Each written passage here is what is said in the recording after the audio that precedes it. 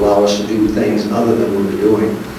But the issue that I will continuously speak about will be the need for the rest of the team to step in. That in some respects, we're the surgeon in the trauma room. We've saved the life. We've got that patient that was dying. We've resuscitated. They're going to live.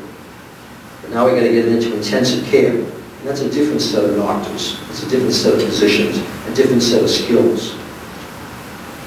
And the experience that George and I have had, New York experience, I think that city got it right.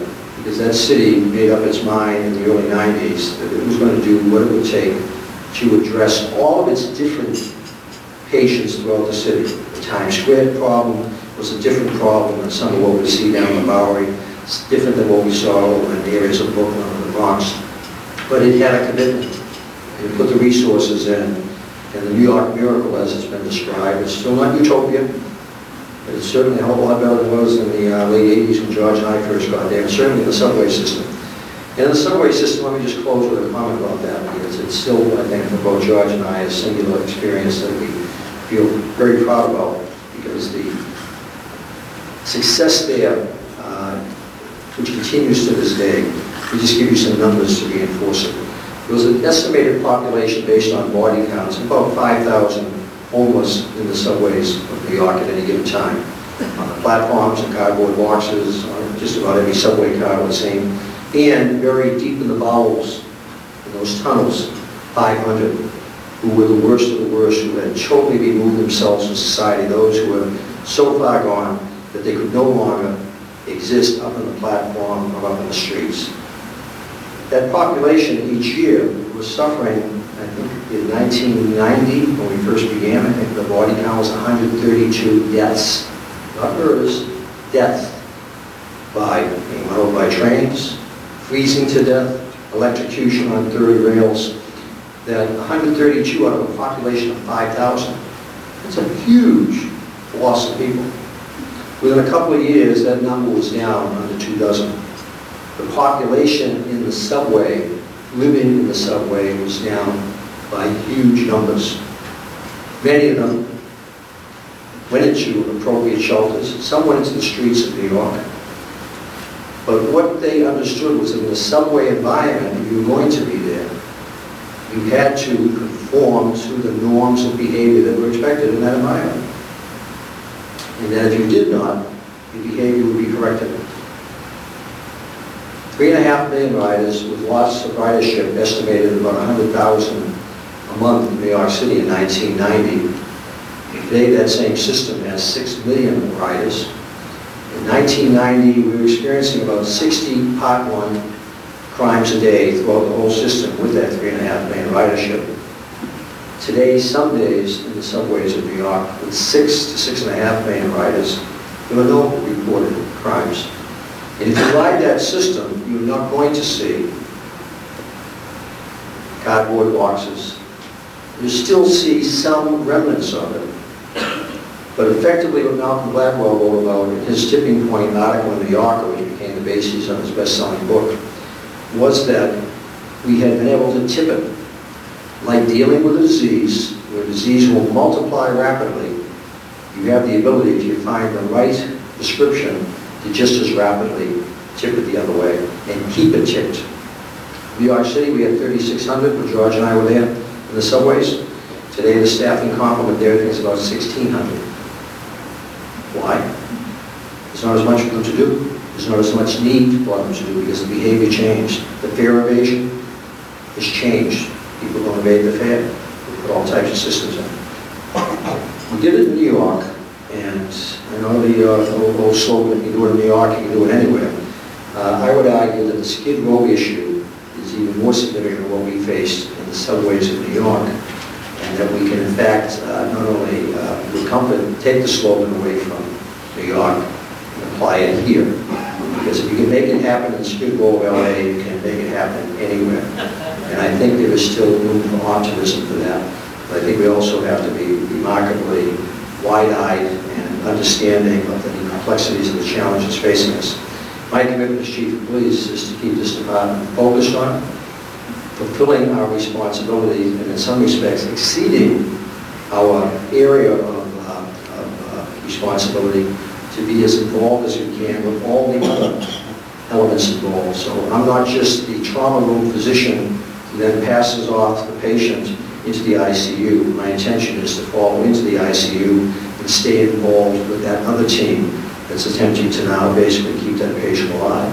And so that, and I think you've firsthand seen that that commitment is just going to reflect on me, but in the many men and women who sit in this room wearing that blue uniform and that badge that we're also proud of, that I think we are fulfilling that obligation of us, constitutional democracy, to the best of our ability, ensure the safety and tranquility of all, and to do it compassionately, consistently, and constitutionally. My remarks.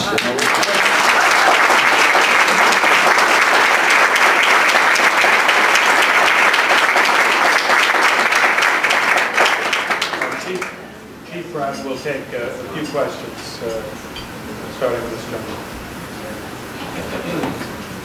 If you could wait for the mic to arrive. Test. George, when was the last time you saw a bowler like that? Our late great friend Jack Maple used to wear one just like it. Smartest guy that ever lived on the issue of crime. Besides George Kelly.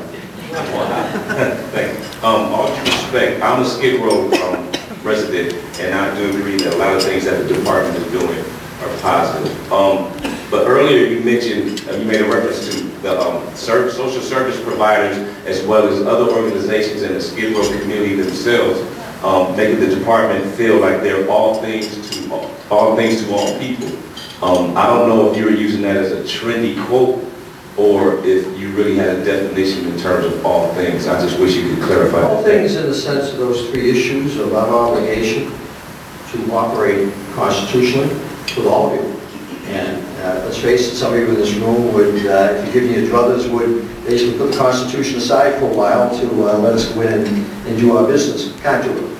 And so that's that balancing act. The compassion, I have to have compassion in the sense of understanding a Stella or Carol and the interests of their business community represent that clientele. I have to have the capacity to understand the needs of the missions, capacity of the residents down in that area, capacity of those that are on the streets.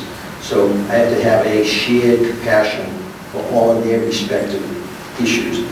And lastly, the consistency, the idea that I can't be doing it one way here and not doing it not doing it the same way someplace else. So that's in terms of, it's not just a phrase, it's the heart and soul of what we do. And I'd also point out, and this is something I'd like to drive home, we do it transparently. That in the subways of New York, with the exception of when we were in the subways, we were on platforms, we were on trains, in a very transparent environment. And I think one of the reasons why New York got its arms around this problem so successfully was that every day those 3.5 million people, and now 6.5 million people, the shared experience in New York was the subway. So the shared experience of the homeless situation, the plight of the homeless, the behaviors of many of the homeless, was felt by, every day, half of the population. Our issue in Skid Row, while we have homeless throughout the city, and you cannot drive around the city anywhere without seeing the shopping carts, etc., but the intensity of Skid Row is experienced only by a few. Of the 3.5 million to 4 million people who live in the city, it's experienced by probably 50, 60,000 people routinely, if even that many. Everybody else basically drives by on the freeway. They're not riding through the streets. I can still remember myself the first time I came here. I just couldn't believe it. I thought I'd seen everything in New York.